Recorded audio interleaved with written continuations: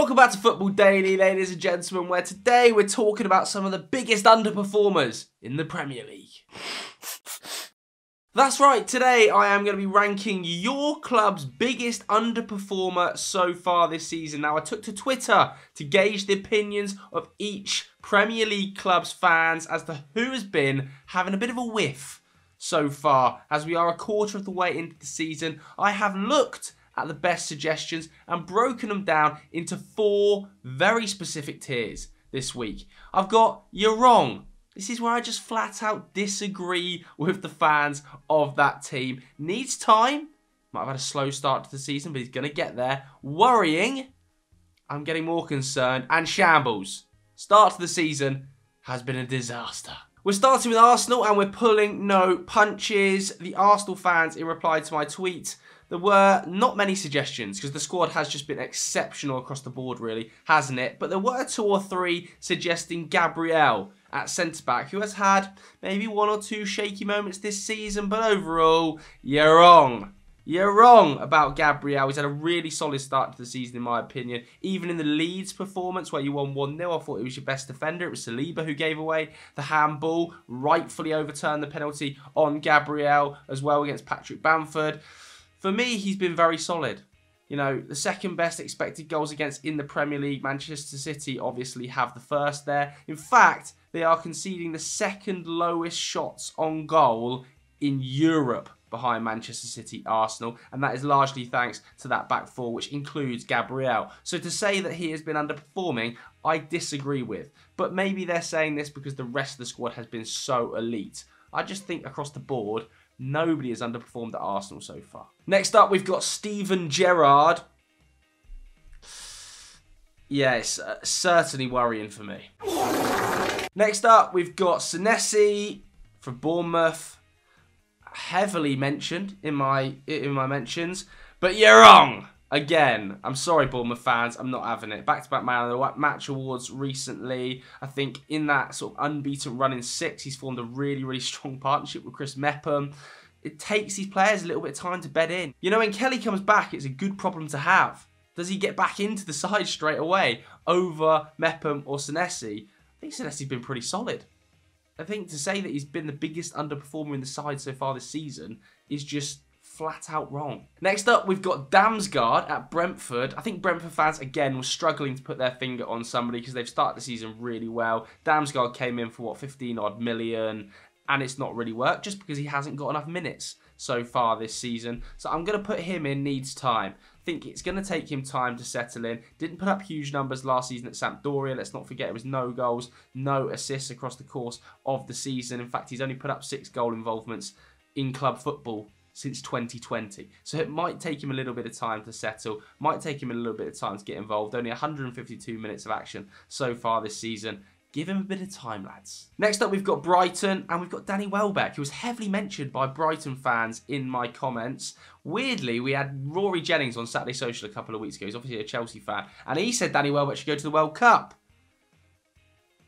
I do think Danny Welbeck has underperformed so far this season based on the chances he's missing, putting up the lowest shots on target percentage of his career. Just 26% of his shots are hitting the target so far this season. De Zerbi has already talked about his strikers not finishing enough of their chances, and given the fact that they have the 6th best expected goals in the league and the 12th most goals scored, you know, it is worrying. And it's not like he's young and is improving, so I think he's still a really solid player because of the work he does off the ball, but finishing hasn't been good enough so far this season. At Chelsea, all of the fans said Kai Havertz. They literally all said Kai Havertz. I've even pulled up a few other Chelsea fans' tweets about him. Vince here saying Pulisic deserves to play ahead of Havertz based on current form. 7,000 likes. Con here says that Alba did more in 5 minutes than Kai Havertz did in 80 minutes. 8,000 likes. The Chelsea fans are on to Kai Havertz. And you know, he has played more minutes in the Premier League for Chelsea than any other player so far this season. 2 goals, no assists in 14 games in all competitions as well.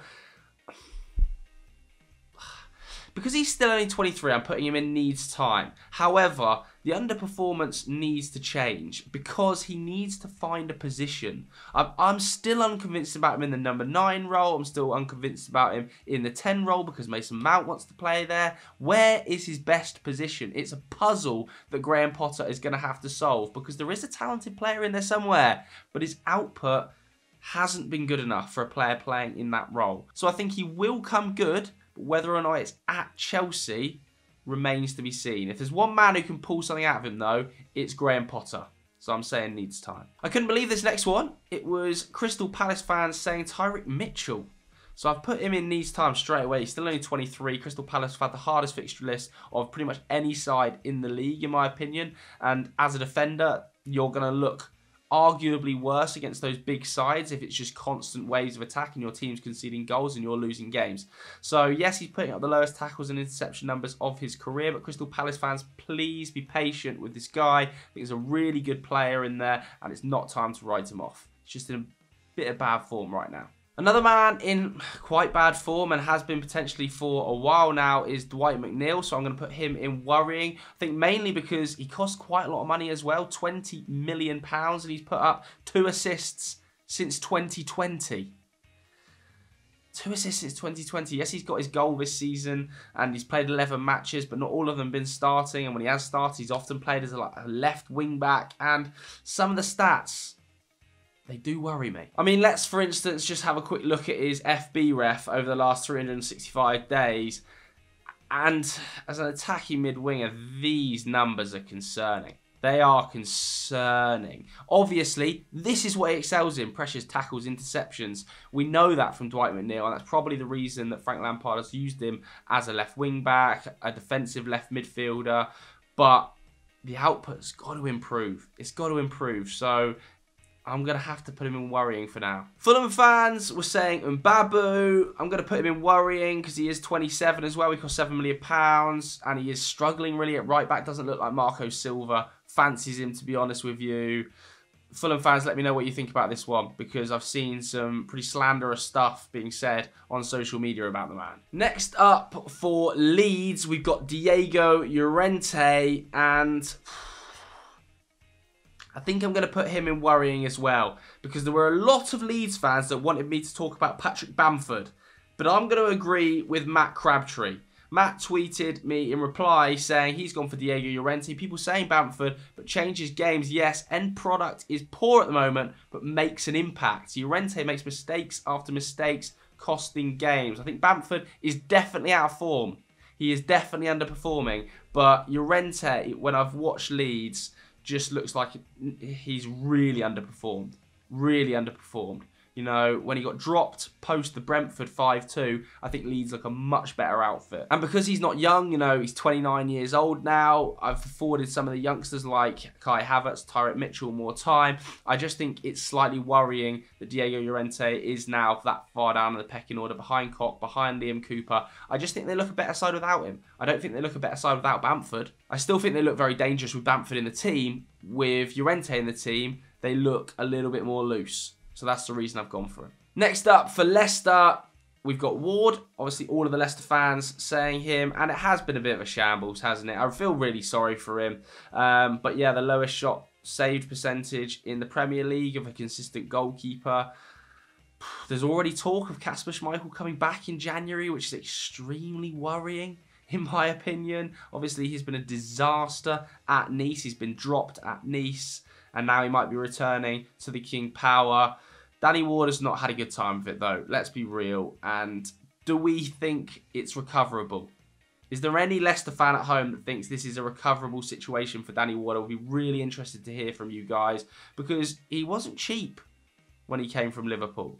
And there was a lot of positivity about him before the season started. So what's gone wrong? Obviously, we've got Trent next. Bit boring talking about him endlessly, isn't it? I feel like we do it on every single show, so I'm just going to put him in needs time. He's still only 24 years old. Slightly concerning me is the lack of creativity going forward. No assist in any competition so far this season. Now, everybody talks about his defending. to death, don't they? It's slightly boring. We understand that he's obviously not the best defender in the world, but he is usually much better when he's got the support of a Henderson, of Fabinho in there, and we didn't see that at the start of the season. He's still a generational talent as a right back. He's just having a bit of a bad patch. Going forward, that bad patch needs to end now. I think he needs to start contributing more on the forward end, and I think he will.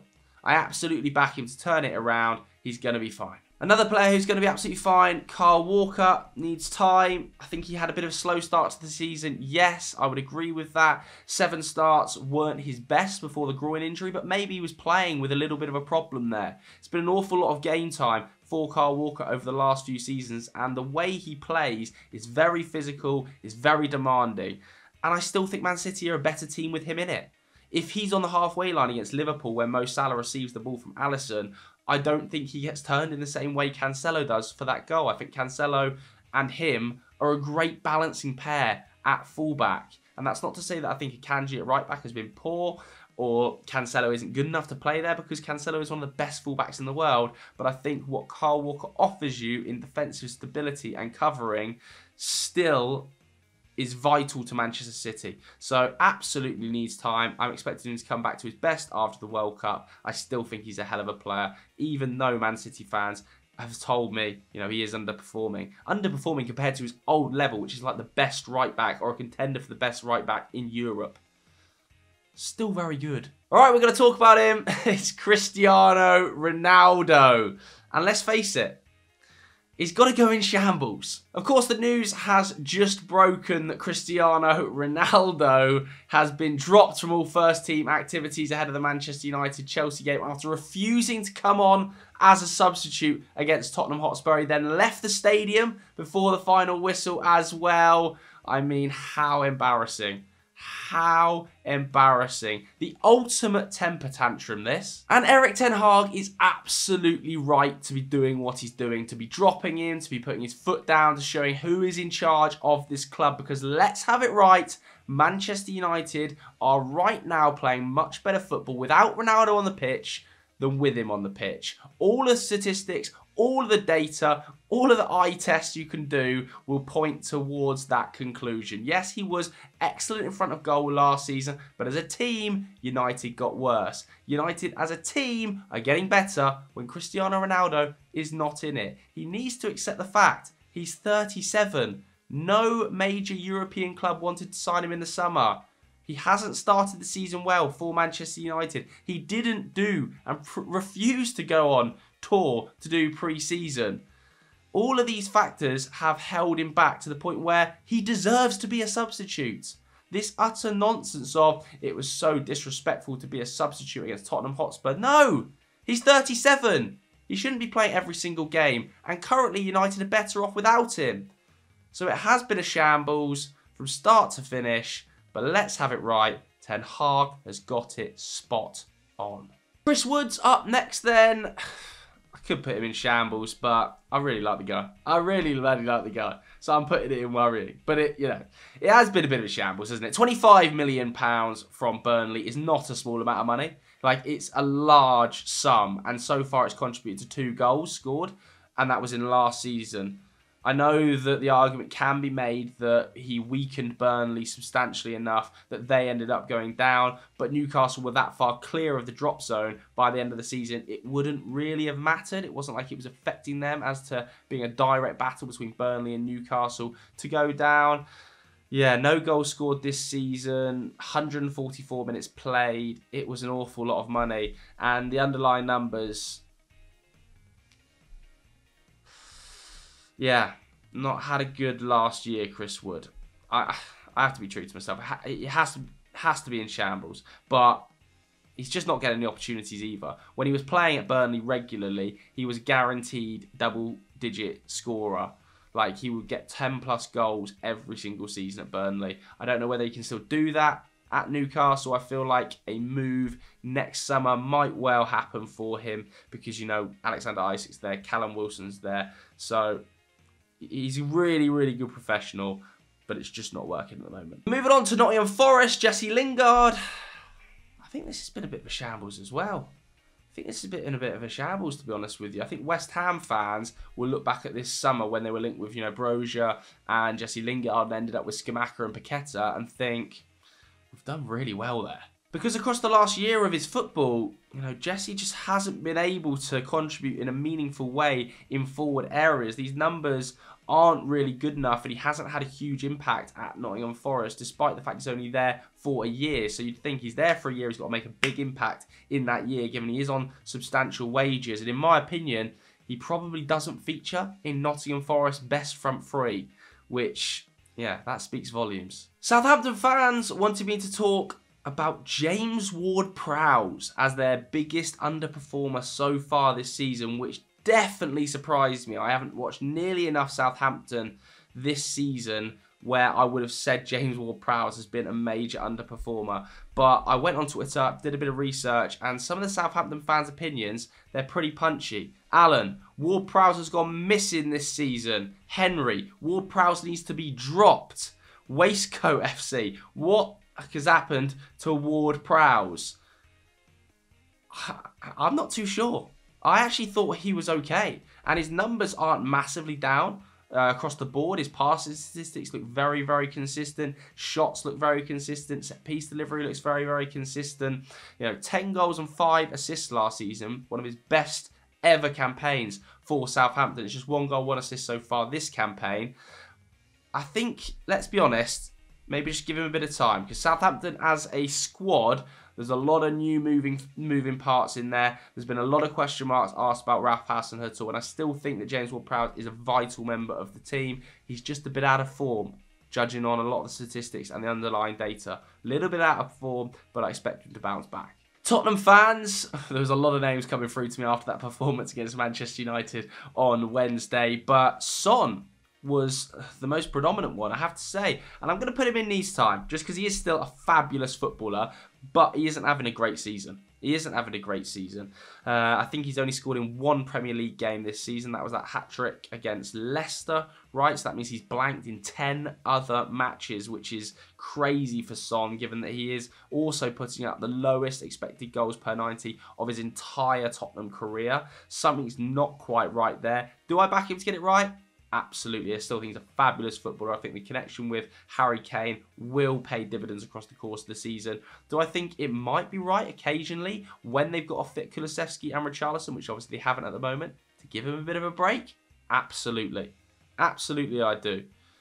So yeah, I just put him in these time because I still think he's an amazing player. For West Ham, lots of suggestions about Tomas Soucek getting hammered by West Ham Twitter, I'm not going to lie. And I suppose it is a bit worrying. It is a bit worrying because the trend doesn't seem positive. And given his age and the way West Ham are moving and the style of play West Ham are moving towards, I don't know whether it quite fits with how Soucek plays. Not the best passer of the ball. He's actually putting up the best passing percentage of his entire career at West Ham, but it's still only 79%. And when you add the likes of Paqueta, Skamaka, Bowen, Fornals, Ben Rama in there, you are becoming a more progressive team, especially with Declan Rice in midfield. So that then feels like Soucek is an upgradable area, which is slightly worrying for me, given that across the last couple of seasons, he's been an extremely impactful player for the club. He's obviously great off the field. Everybody loves him at the club. I just think it's a little bit worrying if they are becoming that, next evolution of West Ham as to whether Soucek can keep up. We're finishing with Pedro Neto, who I'm going to put in needs time. He is still only 22 years old, but there are worrying trends starting to develop with Pedro Neto, given, his highly publicised injury problems over the last few seasons, and that happening again. The ankle problem that's going to keep him out till post-World Cup. The fact he's got no goals, no assists in the 8 starts he has made this season. He hasn't been extremely impactful when Wolves have needed forwards to step up to the plate. 13 starts last season wasn't a huge amount. Obviously, again, played with injuries. Just 1 goal, 1 assist. Even in his best season, when people were raving about him, I absolutely loved him, and I still do love Pedro Neto. I think there's a real player in there somewhere. It was only 5 goals, 6 assists. So he needs time, still very young, but fingers crossed the injury issues, They just end here. All right, so that was my ranking of underperforming players at your club. Thank you very much for the submissions that you sent in on Twitter. If you want to get involved next week, follow me at Joe Tomlinson. If you enjoyed this video, hit the like button, hit subscribe. We'll catch you next time.